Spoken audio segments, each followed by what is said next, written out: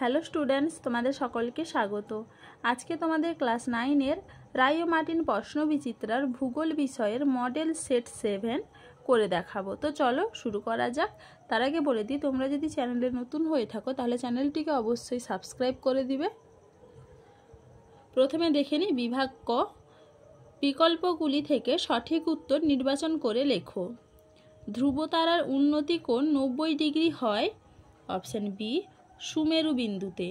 পরের প্রশ্ন কি আছে? ভূপৃষ্ঠ থেকে যত ঊর্ধ্বে যাওয়া যায় দিগন্ত রেখার বিস্তার বাড়তে থাকে। উত্তর হবে কি? Option A.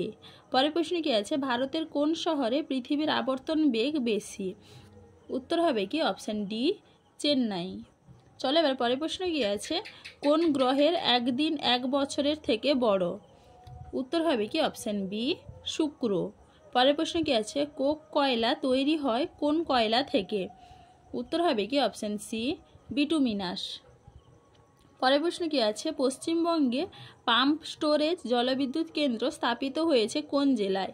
উত্তর হবে কি? Option A, Purulia. পরের প্রশ্ন কি আছে? সামাজিক সম্পদের উদাহরণ হলো? Option D, post office.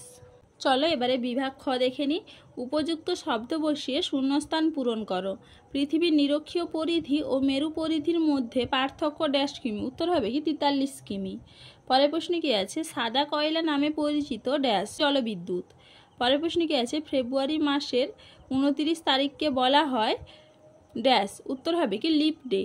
পরের প্রশ্ন কি আছে? একটি বামন গ্রহের উদাহরণ হলো ড্যাশ। উত্তর হবে কি? প্লুটো।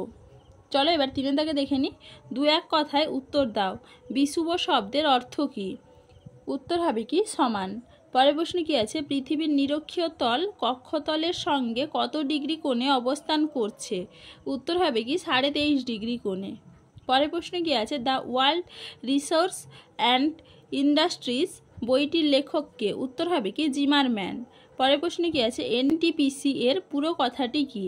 উত্তর হবে কি? National thermal power corporation. চলো এবারে বিভাগ গ দেখে নিই। নিচের প্রশ্নগুলির সংক্ষিপ্ত উত্তর দাও। এরাটোস্থেনিস কোন দুটি স্থানের মধ্যে সূর্যের পতন কোণ মেপেছিলেন? উত্তর হবে কি? আসোয়ান ও আলেকজান্দ্রিয়ার মধ্যে। পরের প্রশ্ন কি আছে? 2010 সালের আগে ও পরে কোন দুটি বছর অধিবর্ষ? আগের বছর হবে 2096 এবং পরের বছর হবে 2014। পরের প্রশ্ন কি আছে? সূর্যের দৈনিক আপাত গতি বলতে কি বোঝো? এটা তোমাদের রায়মার্টিন সহায়িকায় 50 নম্বর পেজে 10 নম্বর প্রশ্নের উত্তর দেখবে, সেখান থেকে তোমরা পেয়ে যাবে, সেখান থেকে দেখে নিবে। পরের প্রশ্ন কি আছে? অবরুদ্ধ প্রবাহমান সম্পদ বলতে কি বোঝো? এটাও তোমাদের রায়মার্টিন সহায়িকায় 236 নম্বর পেজে 4 নম্বর প্রশ্নের উত্তর দেখবে, সেখান থেকে তোমরা পেয়ে যাবে। পরের প্রশ্ন কি আছে? ভারতের উপকূলে স্থাপিত দুটি খনিজ তেল শোধনাগারের নাম লেখো। উত্তর হবে কি? জামনগর এবং হলদিয়া। তাহলে দেখো স্টুডেন্টস, আমি এখানে তোমাদের প্রশ্নগুলির উত্তর কত নম্বর পেজে কত নম্বর প্রশ্নের উত্তর সেটা লিখে দিয়েছি, তোমরা একটু দেখে নাও। চলো আজকে এইটুকুই, দেখা হচ্ছে পরের ভিডিওতে। ভিডিওটি ভালো লাগলে লাইক অ্যান্ড সাবস্ক্রাইব করে দিবে।